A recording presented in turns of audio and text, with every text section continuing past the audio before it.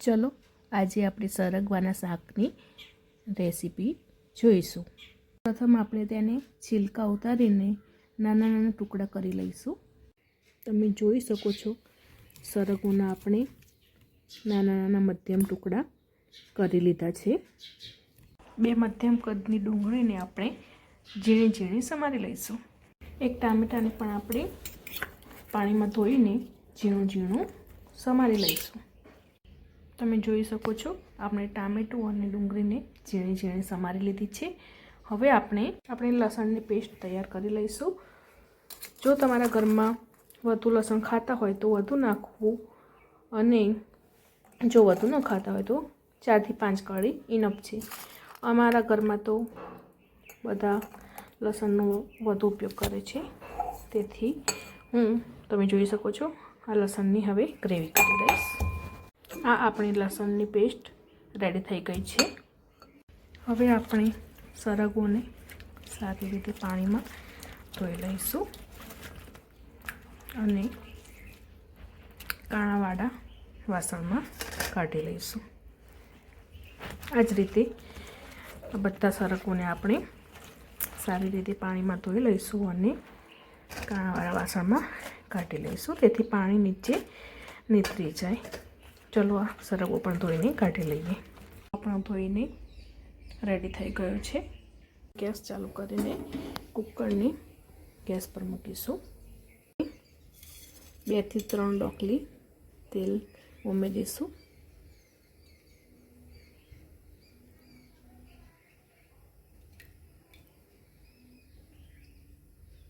આપણે તેમાં 3 ડોકલી તેલ ઉમેર્યું છે। ગરમ થઈ ગયા બાદ આપણે તેમાં થોડી હળદર તથા મીઠું ઉમેરી લઈશું।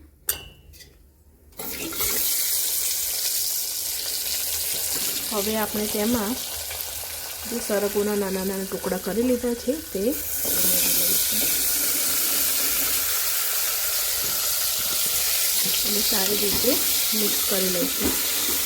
આપણે સારી રીતે મિક્સ કરી લીધું છે।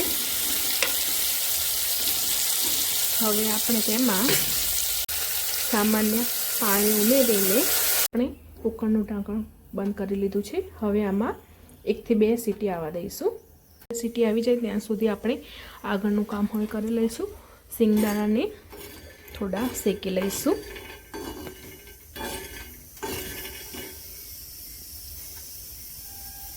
બે સીટી આવી ગઈ છે, કુકર આપણે બંધ કરી લીધો છે તથા આપણા સિંગદાણા પણ શેકાઈ ગયા છે। હવે આપણે સિંગદાણાને મિક્સરની જારમાં નાખી લઈશું તથા તેમાં 2 ચમચી તલ ઉમેરી લઈશું। ત્યારબાદ ટોપરાને ઝીણા ઝીણા ટુકડા કરીને ઉમેરી લઈશું। શકો છો ટોપરાના ટુકડા ઉમેરી લીધા છે। હવે આપણે તેમાં 2 થી 3 ચમચી બેસન ઉમેરી લઈશું।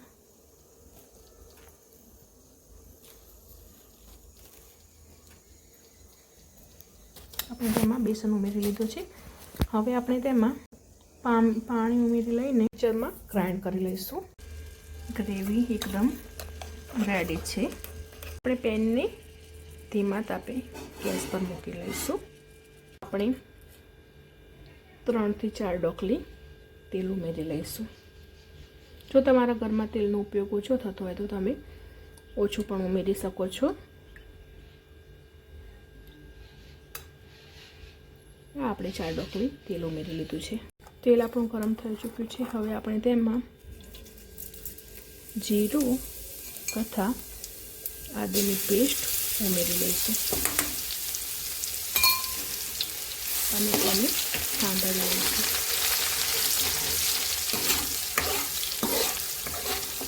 ધીમા તાપે 2 મિનિટ સુધી આને થવા દઈશું।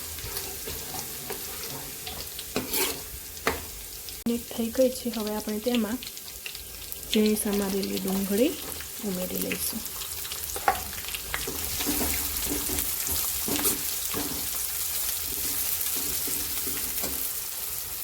હવે આપણે તેની સાથે સાથે તેમાં ટામેટાં પણ ઉમેરી લઈશું।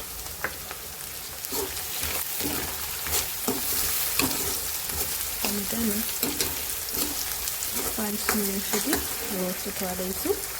એને જોઈ શકો છો આપણી સરગવાની સીંગ પણ એકદમ બફાઈ ગઈ છે. હવે આપણે આમાં 2 ચમચી મરચું, હળદર, ધાણા જીરું પાવડર તથા સ્વાદ અનુસાર મીઠું ઉમેરી લઈશું. મીઠું આપણે સરગવો બાફતી વખતે પણ નાખ્યું છે, તેથી ધ્યાન રાખવું કે મીઠું વધારે ન પડી જાય. હવે આપણે આને મિક્સ કરી લઈશું.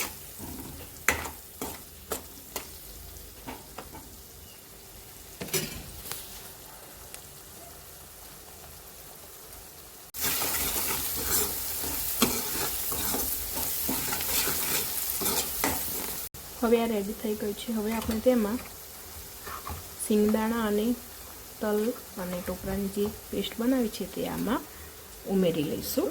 આ પેસ્ટ આપણે ઉમેરી લીધી છે. હવે આને એકદમ મિક્સ કરી લઈશું.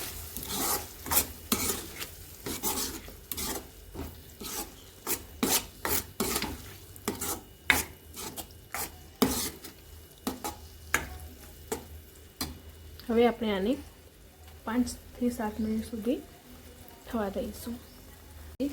કશ્મીરી પાવડર ઉમેરી લીધો છે.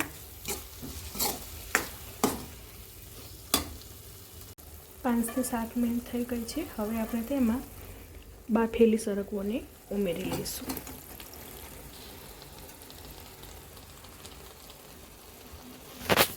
અને બરાબર રીતે એક કરી લઈશું.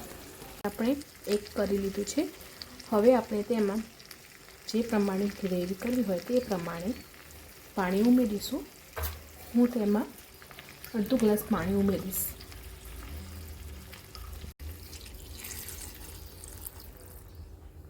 પાણી ઉમેરીને તેને હવે આપણે હલાવી લઈશું.